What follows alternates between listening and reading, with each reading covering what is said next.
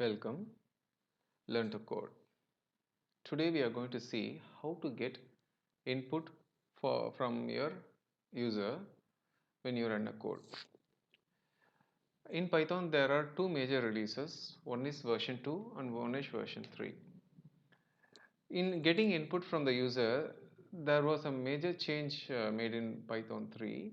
So we are going to see how inputs are got from the user using version 2 first, and then we will understand why there was a need to make a change in version 3. Okay, let's dive in. Let's see.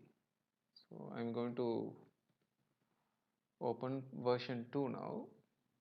You see, you can see it's 2.7. Fine. Now I'm going to save a file, sample.py.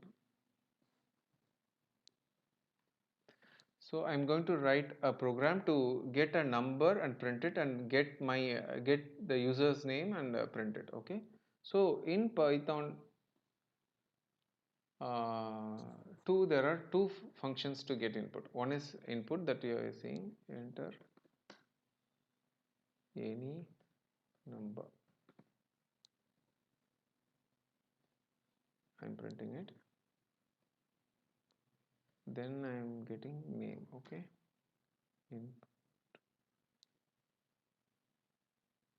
Let me run it first. This one first. Giving 2, and I'm getting print, right?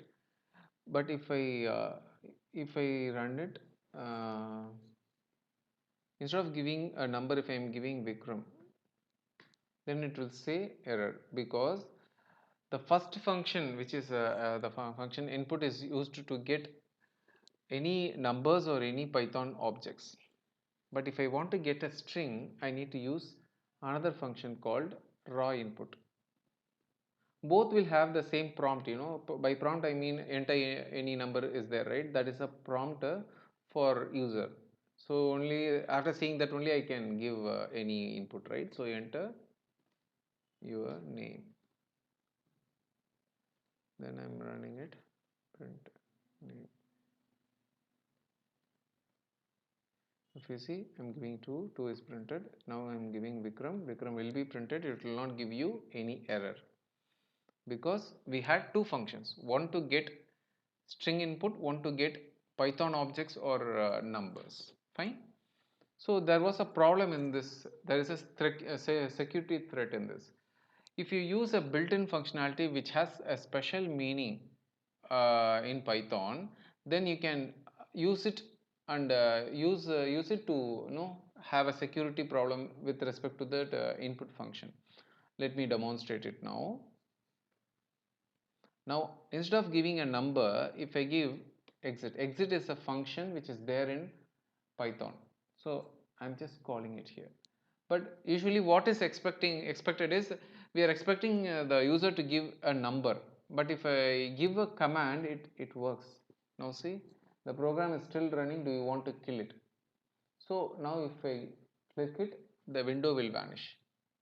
You see it, right? So this was a problem, because you can write harmful programs using this, right? The program is not harmful, maybe the person who is harmful, right? The person who gives exit is a kind of a person who knows the internals of Python, and he can abuse the system. So that is what is happening. So what they decided is, instead of having two functions like input and raw input, they dropped the version 2 input completely and renamed raw input by input, which means the input function is now for getting only strings. So let me demonstrate it in version 3 now for you. 3.7 version I'm opening. I'm just opening it.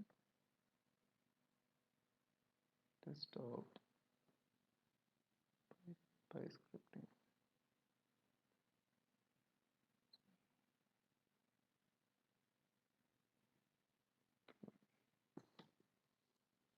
Now I'm going to do same kind of stuff, but we don't have raw input, we have input alone. Enter number.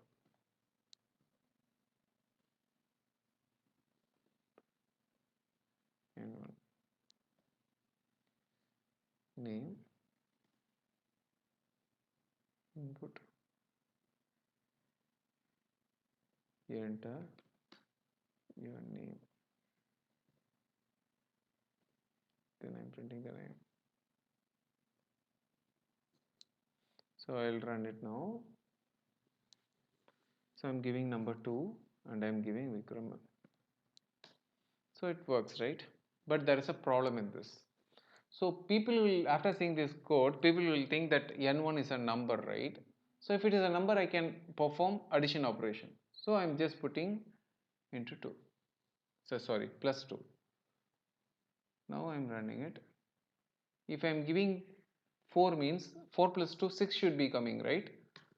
But it will say concatenation not possible kind of stuff. Because what happens here is, even though if you give 4 or 2 or any number, that is treated as a number within quotes. So n1 is not a string, it's not an integer, it is just a string. So what is happening here is, because if I give a Python inbuilt function called inside this means it malfunctions, right? So now we are just getting the string alone. So it is the responsibility of the programmer to convert the type. So what can I do? I can just do n1 is equal to int of n1. Now if I just put 2 means, if I give 4 means it will give me answer 6. And I'm just putting the rest of the program also works.